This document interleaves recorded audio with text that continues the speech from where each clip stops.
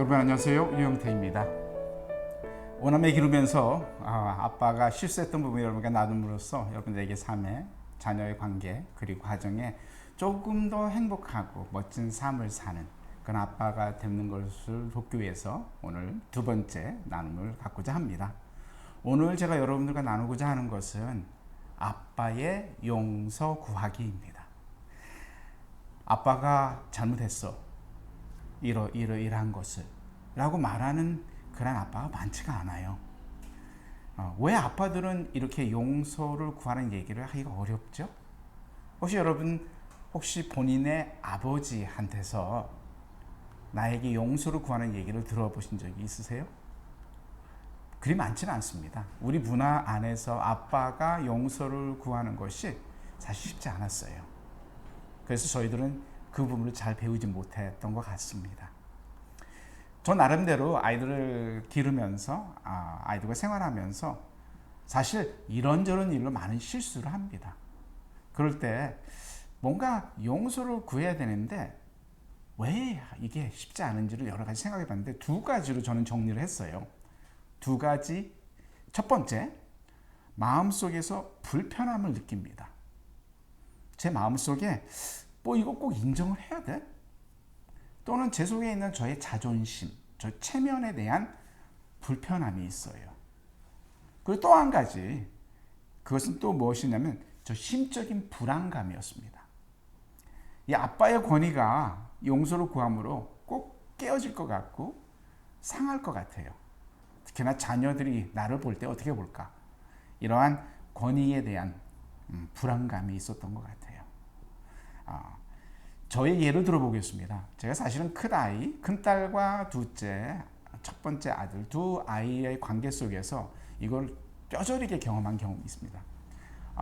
정확한 기억은 없지만 분명히 뭔가를 제가 잘못을 했어요. 큰딸에게. 그런데 그걸 놓고 며칠을 고민했습니다. 너무나도 확연하게 잘못했기 때문에 용서를 구해야 되는데 제 마음속에서 어려운 거예요. 하지만 시간을 정하고 용기를 내서 아이와 단둘이 앉아서 그 아이의 눈을 보면서 분명하게 용서를 구했습니다. 그리고 용서를 구하는 내용을 우리 딸에게 분명히 설명을 했습니다. 더 나아가서 후에는 또 첫 번째 아들하고도 똑같은 일이, 물론 내용은 다르지만 그런 경험을 했는데 이 두 번의 경험을 통해서 제가 얻은 한 가지 중요한 교훈이 있었습니다. 그렇게 불안해하고 불편해했던 저의 잘못 인정 또는 저의 자존심 또는 저희 권위에 대한 불안감이 순식간에 사라지는 걸 봤어요. 그 아이들은 아빠의 용서 구함을 그냥 귀로 듣는 것이 아니라 그들의 마음으로 들어줬고 그리고 그걸 통해서 그 아이들의 삶 속에 얼마나 멋진 회복들이 일어나는 것을 봤고요. 더 나아가서는 아이와 저와의 관계 속에 일어나는 엄청난 많은 축복들을 경험했습니다. 적용해보면 그렇습니다. 살다 보면 실수를 해요. 아빠도 실수 많이 합니다. 그럴 때에 분명하게 구체적으로 아이에게 말을 하고 용서를 구해야 됩니다. 잃어버리지 마십시오. 여러분 마음속에 불편함이 있고 불안함이 있을 텐데 그걸 이겨내시고 아이에게 단둘이서 그의 눈을 보면서 아빠가 이러한 부분을 너에게 잘못했다고 구해야 됩니다. 100% 아이는 그걸 용납하고요. 용서할 겁니다. 그렇게 되면 여러분 그 아빠 용서 구하기를 통해서 아이와 아빠의 관계가 회복이 됩니다. 그리고 아빠의 실수를 통해서 그 마음속에 있었던 상처가 회복이 돼요. 치유가 되는 것이죠.